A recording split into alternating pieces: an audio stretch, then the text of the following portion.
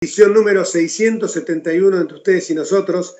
Seguimos tratando este tema tan doloroso, tan triste, tan preocupante como es la pandemia, como es este virus que se ha ensañado con todo nuestro planeta.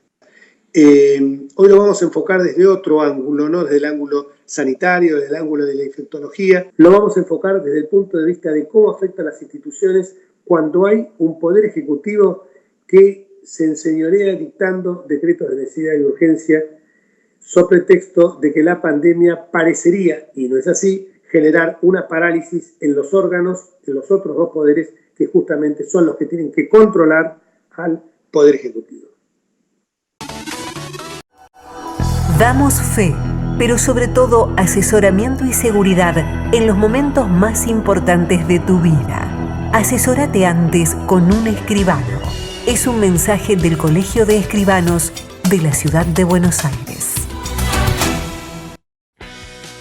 El Colegio Profesional Inmobiliario auspicia este programa. Colegio Profesional Inmobiliario, cada vez más profesionales.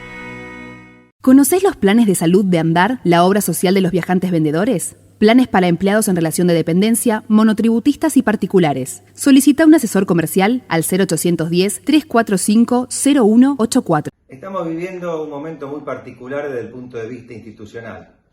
La pandemia obligó a tomar medidas de aislamiento que son las mismas que se adoptan en mayor o menor grado en gran parte del mundo. Eso implicó en un primer momento que todos coincidieran en la necesidad de que el Poder Ejecutivo actuara de manera urgente, y lo hizo a través de un mecanismo que le concede la Constitución en circunstancias extraordinarias, que es el de los decretos de necesidad y urgencia. Ahora bien, ya ha pasado un mes, el aislamiento se prolonga, y esto implica que tampoco está funcionando el Congreso. Los legisladores mantienen también la cuarentena y por lo tanto no concurren a su trabajo parlamentario.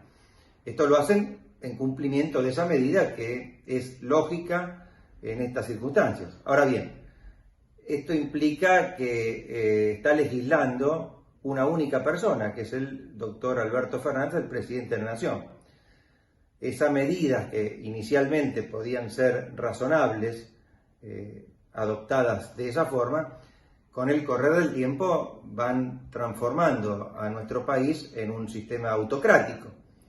Es cierto que hay circunstancias que podrían justificar que el Congreso esté en una suerte de virtual parálisis, pero esto no puede mantenerse en el tiempo porque la República se asienta en la división de poderes. También el Poder Judicial está paralizado en cumplimiento de las medidas de aislamiento. Entonces, ¿cómo podemos salir de esta situación que concentra un excesivo poder en una persona, que es el presidente de la Nación? Esto es completamente contrario a las bases del constitucionalismo. El constitucionalismo nació para que no hubiera poder concentrado en una única persona. El Congreso debería funcionar. Si no se hacen las sesiones en el recinto para evitar que haya una gran densidad de personas en un lugar más o menos pequeño, podría hacérselo físicamente en un lugar más amplio. Y si no, debería hacérselo de manera virtual, siempre que haya una tecnología que asegure la transparencia, la seguridad de lo que se vota, de lo que se emociona, y de lo que en definitiva es la voluntad política del Congreso de la Nación. Pero hay que encontrarle una salida a esta situación. El Congreso no puede ser un convidado de piedra. Ha habido reuniones de comisiones que se han hecho por métodos virtuales, es decir, cada diputado está desde su casa y participa desde allí. Han sido reuniones de comisión hasta ahora informativas, no se ha formulado hasta donde yo sé dictámenes, pero bueno, en fin, hay que poner la mayor imaginación para superar esta situación de emergencia. La emergencia tradicionalmente, lo ha dicho la Corte Suprema, permite restringir ciertos derechos mientras ella dure, lo que no puede es anular la República. Todas las medidas que se adoptan durante la emergencia son precisamente para salvar las instituciones y que el sistema siga funcionando. El principal órgano de gobierno, que los argentinos tenemos y los latinoamericanos en general estamos mal acostumbrados con el hiperpresidencialismo, es el Congreso de la Nación. Por lo tanto, el Congreso debe sesionar y sus diputados y senadores deben participar y expresar su voluntad política de que así ocurra. Por lo demás, el presidente de la Nación ha anunciado la posibilidad de establecer ciertos impuestos que inexorablemente deben pasar por el Congreso. No se puede crear impuestos por decreto. Por lo tanto, es imperioso que la República recupere su normalidad institucional aún dentro de esta anormalidad sanitaria que estamos viviendo. Más allá de la necesidad de imponer este aislamiento obligatorio y social, que como vemos hasta ahora está teniendo resultados bastante positivos dentro de lo que es esta pandemia, y vemos que no es que hayamos inventado algo nuevo los argentinos, sino simplemente que nos hemos anticipado a algo que está pasando en otras latitudes, pero quizás no se tomó con el tiempo debido. Pensemos que acá hubo un ministro de Salud, Ginés González García, que al principio ignoró la enfermedad. Concretamente a mí en un momento dado había dicho en el mes de febrero que esto en la Argentina no llegaba y que la vacuna iba a estar en un par de meses, ya se iba a descubrir. Creo que se minimizó y luego cuando se dieron cuenta de lo aterrador que era esta epidemia en otras latitudes, dijeron vamos a copiar lo que hicieron en otros países, anticipándonos a que lleguen los picos que hoy están diezmando a toda la humanidad y que tiene características realmente trágicas, siniestras en cuanto al número y en cuanto a todo el contexto que se están dando en Estados Unidos particularmente, en España, en Francia y en Italia. Entonces, este aislamiento era absolutamente necesario y estamos contestes en que debe realizarse y debe continuar. Pero este aislamiento también no puede afectar a resortes sustanciales de la economía, porque evidentemente si no vamos a estar defendiendo el más principal y el primero de los derechos humanos, que es el derecho a la vida, pero después la gente va perdiendo otros derechos, como por ejemplo el derecho a comer, y un derecho que para mí es sustancial, que es la libertad individual. En ese sentido, nosotros tenemos un sistema de gobierno, que es un sistema, es una democracia republicana, representativa, obviamente, federal, y establece 3 poderes. Y yo creo que en estos momentos, por una emergencia malhadada que se le dio al gobierno en el mes de diciembre, que fueron 8 emergencias, y que el gobierno después profundizó, está tomando algunas resoluciones, una catarata de decretos de necesidad de urgencia que en promedio, en lo que va de este gobierno, supera todo lo que se hicieron en mandatos anteriores en democracia, obviamente, ha generado un peligroso deslizamiento de que las facultades del Ejecutivo estén avasallando otros poderes. Concretamente me refiero al Poder Legislativo y al Poder Judicial. Respecto al Poder Judicial, está claro que el Poder Judicial por ahora no va a funcionar. Esto es peligroso, porque pensemos que se están no solamente impidiendo la posibilidad de dilucidar causas que están afectando derechos individuales de las personas, sino también causas que están afectando acciones colectivas y causas también que están generando la paralización de juicios que son sustanciales para el saneamiento de la República, como son las causas de corrupción, que se van frenando a la par que mientras tanto se produce, como parecería que esto fuera una maniobra, que no lo digo que se esté buscando hacerlo en esa dirección, pero la pandemia parecería que pone el foco en unas cuestiones y oscurece el escenario en otras, como por ejemplo se plantea con el caso de la excarcelación inédita que que se le dio a Modo Vudú, cuando hay muchísima gente que está en condiciones de ser vulnerable frente al coronavirus y también que ha pasado ya la edad que señala nuestro ordenamiento jurídico vigente, o sea que tiene más de 70 años y que también tenía que gozar del mismo privilegio que el señor Amado Vudú, sobre todo porque el señor Amado Vudú, aparte, no solo tiene la edad, no solo se ha acreditado recientemente que tenga problemas de salud que pueden constituir un factor que lo torne de riesgo frente al COVID-19, sino que también está con una condena firme.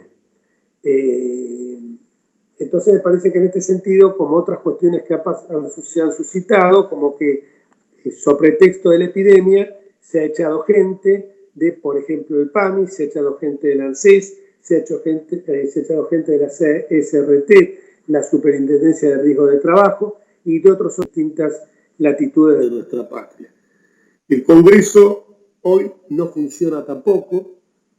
No hay una vocación a solo funcionar ni por parte del presidente de la República, y con la cantidad de herramientas legales que tiene no necesita, excepto que se trate, y bien lo ha señalado él, pero todavía no ha mandado ningún proyecto en ese sentido, de normas que abarquen el aspecto tributario o el aspecto penal, que son las que y por supuesto el electoral, que son las que se encuentran vedadas al amplio campo de acción que tienen los decretos de necesidad de urgencia. Por otra parte, la comisión bicameral que se relaciona a estos DNU tampoco funciona, y tampoco el jefe de gabinete ha ido a presentar al Congreso su informe trimestral.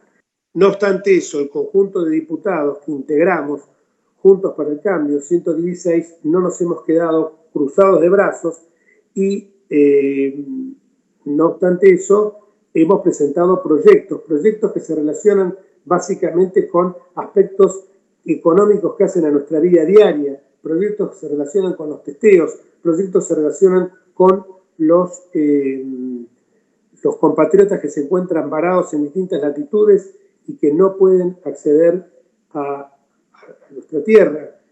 Entonces, me parece, hemos tenido muchas charlas con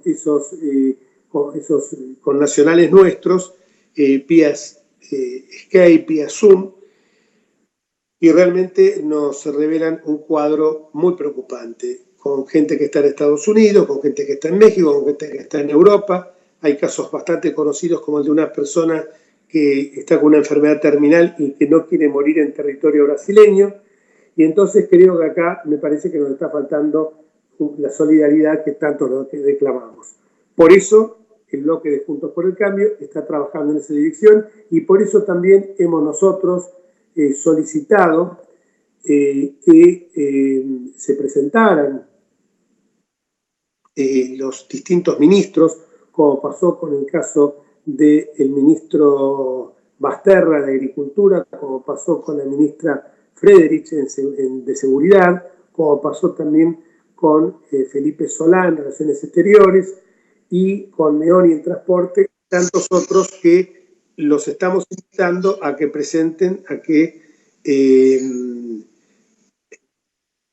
presenten sus informes y que se sometan obviamente a las preguntas que le estamos realizando nosotros, para revelarle realmente que hay una preocupación por parte del órgano legislativo, que el órgano legislativo quiere sesionar, encuentra trabas para hacerlo, no por el propio órgano parlamentario, sino porque evidentemente el presidente no convoca, ni tampoco el presidente de la Cámara de Diputados lo hace. La posición es, en este sentido, me parece cómoda. Proyectos que hemos presentado, yo diría que hay 5 bloques de proyectos.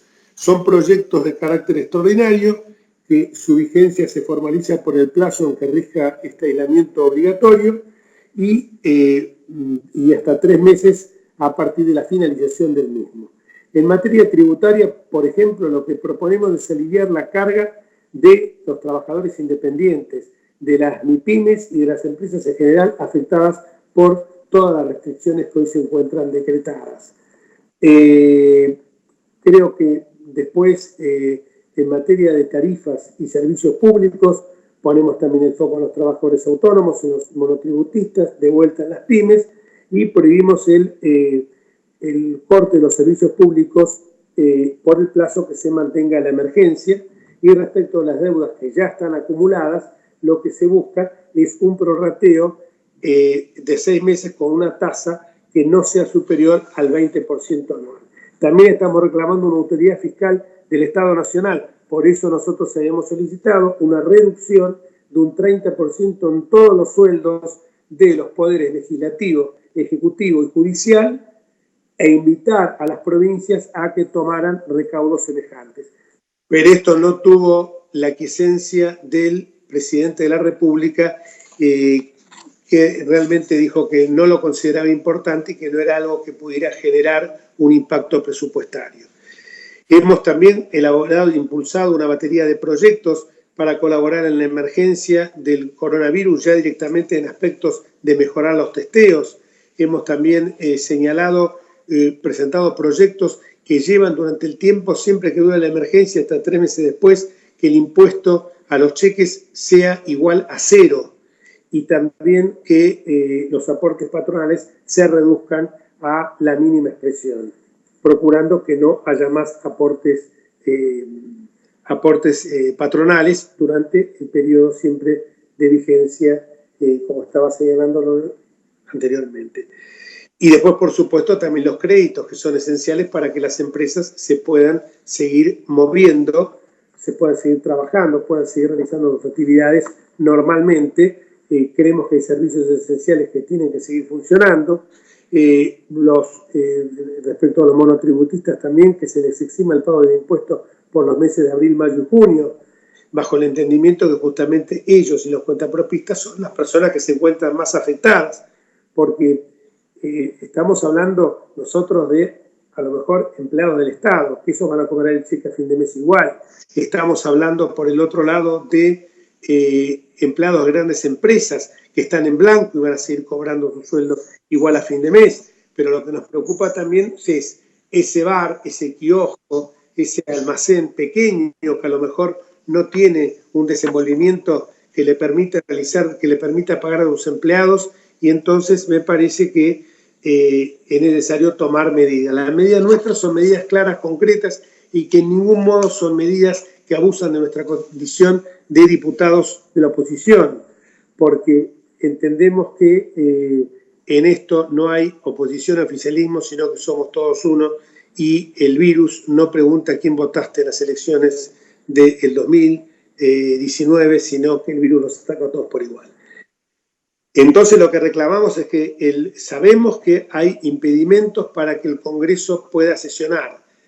Yo vengo sosteniendo desde el comienzo de la pandemia que el Congreso debe sesionar como lo está haciendo. Ahora estoy viendo, mientras estoy hablando en off, justamente una sesión virtual de una comisión. Creo que si lo pueden hacer las comisiones, del mismo modo se puede hacer en lugar de ser 31 diputados, ser 250. Es un tema de mayor cantidad de pantallas, pero no es un tema que nos impida a nosotros trabajar. Y de hecho, tampoco hay un impedimento de edad, porque nosotros estamos viendo que en la casa en Olivos hay funcionarios y hay gente, y los que integran el comité de infectólogos, que son gente que tiene más de 60 años, empezando por el presidente de la República, por su ministro de Salud, Ginés González García, que tiene 74, y sin embargo ellos aparecen en televisión en Olivos, y parecería que la oposición está con arresto domiciliario, porque nosotros tenemos que estar confinados en nuestras casas cuando realmente formamos parte del gobierno, porque el gobierno no es solamente el Poder Ejecutivo, es el Ejecutivo, el Legislativo y el Judicial. Y yo entonces he reclamado, y lo vengo sosteniendo, y lo voy a seguir sosteniendo juntamente con otros muchos diputados, que sesionemos. Destacados constitucionalistas como Delia Ferreira Rubio, como Daniel Sapsay, como Antonio María Hernández, lo vienen sosteniendo en distintos artículos y publicaciones en forma permanente. Si bien lo mejor sería hacerlo en forma presencial, estas sesiones, nada impide que se pueda realizar también virtualmente. Perfectamente se podría realizarlo, y algunos diputados o algunos juristas invocan que para modificar el reglamento de ambas cámaras es necesario permitir de esa manera que se sesione online, es necesario una sesión presencial. Es un razonamiento absolutamente ilógico. fulminado justamente por la emergencia, porque es justamente desconocer la emergencia. Sí, queremos sesionar virtualmente, pero nos tenemos que juntar presencialmente con el reglamento. Yo creo que ante circunstancias realmente excepcionales son necesarios remedios excepcionales, porque acá se está tratando de conjurar, se está tratando de evitar que se afecten derechos fundamentales. Yo creo que en este sentido, aparte me sorprende que si las comisiones se pueden reunir en forma virtual sin que haya sido modificado el reglamento, cómo no nos podemos dejar llevar por un excesivo rigorismo formal, que no van a hacer que el mismo permita que la pandemia arrase con las instituciones de la República. Además, como yo digo siempre, el rigorismo formal es, como decía San Pablo, la letra mata, el espíritu vivifica. Y creo que en ese sentido tenemos que pensar que el Congreso no es un convidado de piedra y que no podemos aceptar que esta pandemia, como decía, conculque las instituciones y genere un hiperpresidencialismo, un presidencialismo absolutamente desbocado, sin ningún tipo de controles, que está cumpliendo las dos funciones, la ejecutiva y la legislativa. Dios no quiera que en algún momento también se pretenda cumplir con la función judicial, también hasta ante la parálisis que hoy tiene el poder, donde reposa realmente la garantía de los bienes y de la vida de las personas, que es justamente el Poder Judicial. Y nos vamos hasta el próximo programa de Entre Ustedes y Nosotros, si Dios quiere. Chao.